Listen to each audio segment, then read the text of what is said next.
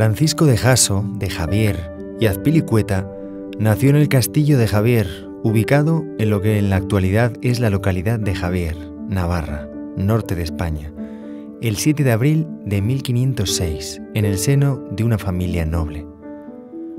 Su padre, Juan de Jasso, era presidente del Real Consejo del Rey de Navarra, Juan III de Albret.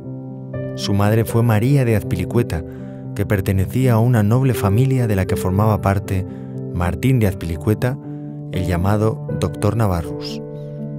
Era el menor de 5 hermanos, Magdalena, Ana, Miguel, Juan y él mismo. Su infancia estuvo marcada por los hechos históricos que llevaron a la salida del Reino de Navarra del control francés y su reincorporación a la órbita hispana, ya que su familia estuvo muy involucrada en dichos hechos. Su casa natal fue lugar de encuentro de los partidarios de los Albret y sufrió la revancha de la pérdida. Sus hermanos, miembros del ejército de Juan III, fueron encarcelados por ello. En 1524, Francisco de Javier tiene tomada la determinación de ir a estudiar a París, a la Sorbona. Antes había cursado estudios en diferentes ciudades navarras, ultimándolos en Pamplona. En septiembre de 1528 fue a estudiar a París, donde conoció al que sería su mejor amigo, Íñigo de Loyola, posteriormente San Ignacio de Loyola, quien nunca le dejó solo en los momentos difíciles en París y siempre ayudó, como por ejemplo cuando Javier sufrió problemas económicos. Fue allí donde con otros 5 compañeros se constituye lo que sería el embrión de la Compañía de Jesús. El 15 de agosto de 1534, una vez finalizados los estudios, juran votos de caridad y castidad, a la vez que prometen viajar a Tierra Santa, en la cripta del Martirio de Montmartre. Francisco se queda en París otros 2 años más estudiando teología, después de participar en los ejercicios espirituales junto a Ignacio de Loyola. En 1537 viaja a Italia con Ignacio de Loyola. En Roma visitan al Papa Paulo III para pedirle su bendición antes de emprender el viaje a Tierra Santa, viaje que no se pudo realizar por haber entrado en guerra Venecia con Turquía. Llegan a Venecia y es ordenado sacerdote el 24 de junio. Durante su estancia en Venecia, mientras esperaba en el barco para ir a Tierra Santa, se dedica junto a sus compañeros a predicar por los alrededores. Ante la tardanza del viaje vuelven a Roma y se ofrecen al Papa para ser enviados a cualquier otro lado. Entonces, el embajador portugués en Roma, Pedro de Mascareñas, pidió en nombre de Juan III de Portugal a Ignacio de Loyola algunos hombres suyos para enviarlos a las Indias Orientales. Para ese viaje, Francisco fue nombrado por el Papa legado suyo en las tierras del Mar Rojo, del Golfo Pérsico y de Oceanía, a uno y otro lado del Ganges. Y así parte hacia Lisboa en 1540, donde dará comienzo la etapa más importante de su vida, la de misionero. El viaje a Lisboa fue por tierra y antes paró en Azpeitia, Guipúzcoa, para entregar cartas de Ignacio de Loyola a su familia. En Lisboa estuvieron un tiempo hasta que fue designado Francisco para ser el enviado a las Indias. En ese tiempo no pararon de predicar el Evangelio a los pobres de la ciudad. El 7 de abril de 1541, día que cumplía 35 años, sale la expedición y llega el 22 de septiembre a Mozambique. Allí se queda hasta febrero del año siguiente. En esa estancia ayuda en el hospital y percibe la realidad del trato que se da a los negros, lo cual le lleva a tener los primeros enfrentamientos y conflictos. Después de efectuar escalas en Melinde y Socotora, llega a Goa, ciudad que luego sería capital de la India portuguesa, el 6 de mayo de 1542. Prepara un texto divulgativo basado en el Catecismo de Juan Barros y comienza a predicar la doctrina católica por la ciudad, a la vez que asiste a los moribundos, visita a presos y socorre a pobres. Para lograr un acercamiento más intenso, se dedica a aprender la lengua del país. Tras rechazar el puesto de director del seminario de San Pablo, se embarca en octubre de 1542 para las islas de Pesquería, donde permaneció más de un año. Evangeliza a los indios parabas y recorre las ciudades de Tuticorin, Trichendur, Manapar y Kombuture.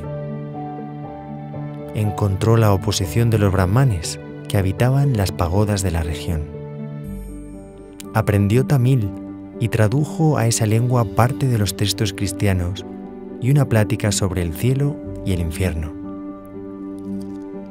En noviembre de 1543 se encuentra con sus compañeros Micer Paulo y Mansilla en Goa y se entrevista con el obispo de la ciudad, Juan de Alburquerque, para pedirle misioneros. El obispo destina a 6 sacerdotes para esta labor.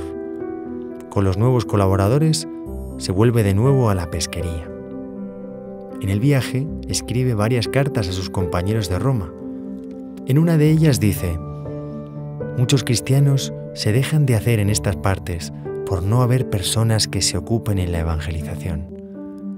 Muchas veces me mueven pensamientos de ir a estas universidades dando voces como hombre que tiene perdido el juicio, y principalmente a la Universidad de París, diciendo en la Sorbona a los que tienen más letras que voluntad, para disponerse a fructificar con ellas, cuántas almas dejan de ir a la gloria y van al infierno por negligencia de ellos.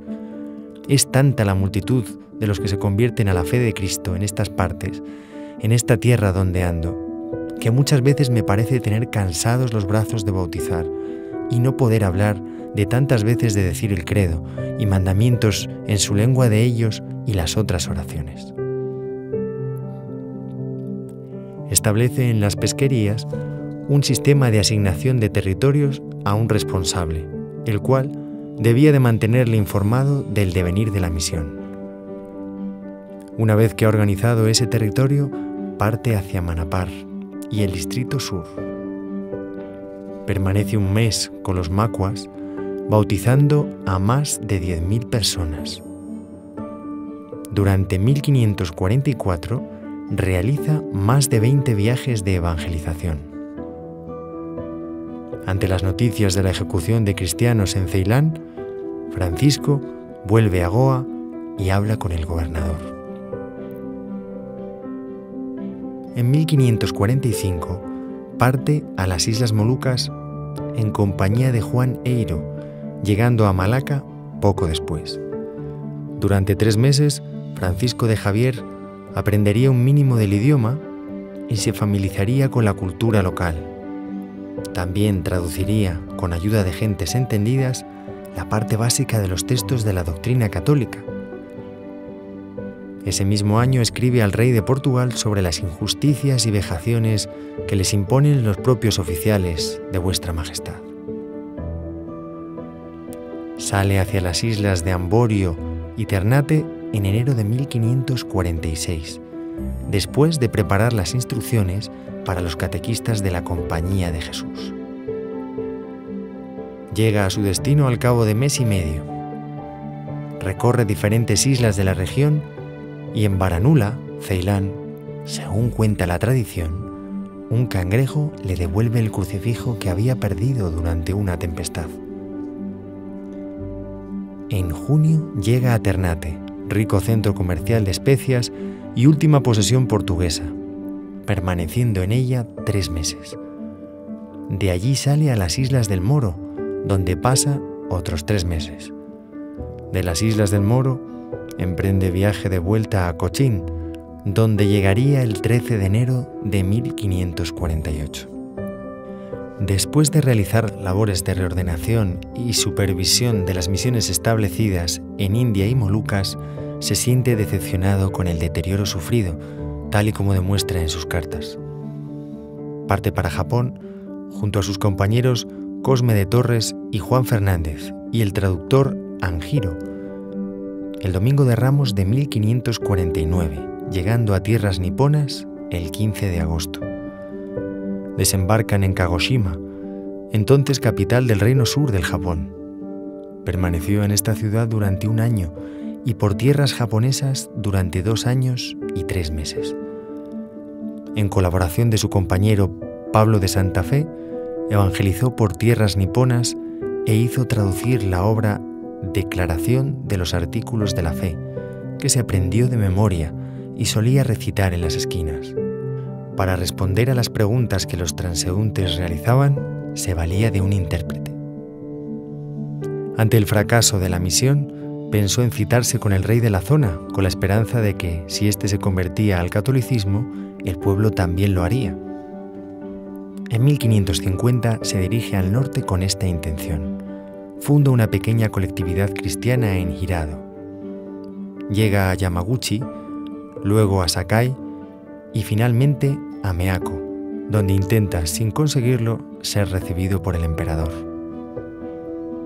Se traslada a Yamaguchi de nuevo y obtiene del príncipe la garantía de respeto a los conversos al cristianismo. Ante esa perspectiva, realiza junto con sus 2 compañeros una intensa labor de predicación que da su fruto en la creación de una pequeña comunidad católica. Muchos de los convertidos son samuráis. La oposición del clero local, los bonzos, fue siempre muy fuerte. En septiembre de 1551 le llama el príncipe de Bungo, que le permite predicar en esas islas. Un mes después, y dejando algunos conversos, Francisco Javier se vuelve a la India alertado por las noticias que le llegan. El viaje de vuelta se realiza en la nao Santa Cruz, que capitaneaba Diego de Pereira, quien le da la idea de organizar una embajada a China en nombre del rey de Portugal para entablar negociaciones de paz. Cuando llega a Malaca, se entera de que la India ha sido nombrada provincia jesuítica, independiente de Portugal, y que él es su provincial. El 24 de enero de 1552 llega a Cochín y el 18 de febrero a Goa. Después de solucionar algunos problemas de las misiones y preparar el viaje, parte rumbo a China el 14 de abril. Le acompañan en la aventura el sacerdote Gago, el hermano Álvaro de Ferreira, Antonio de Santa Fe, que era de origen chino, y un criado indio llamado Cristóbal, también en la nao Santa Cruz. Cuando llegan a Malaca, tienen problemas con el capitán de mares y se retrasa el viaje por 2 meses. Llegaron a la isla San Juan a finales de agosto de 1552. Esta isla era un lugar de encuentro entre los mercaderes chinos y portugueses. Permanecieron a la espera de la llegada de un barco chino que debe de introducirles clandestinamente en el continente. El 3 de diciembre de ese año muere Francisco de Javier cuando contaba 46 años de edad. Su cuerpo es conducido a Goa, donde llega en la primavera de 1554, siendo enterrado en esa ciudad.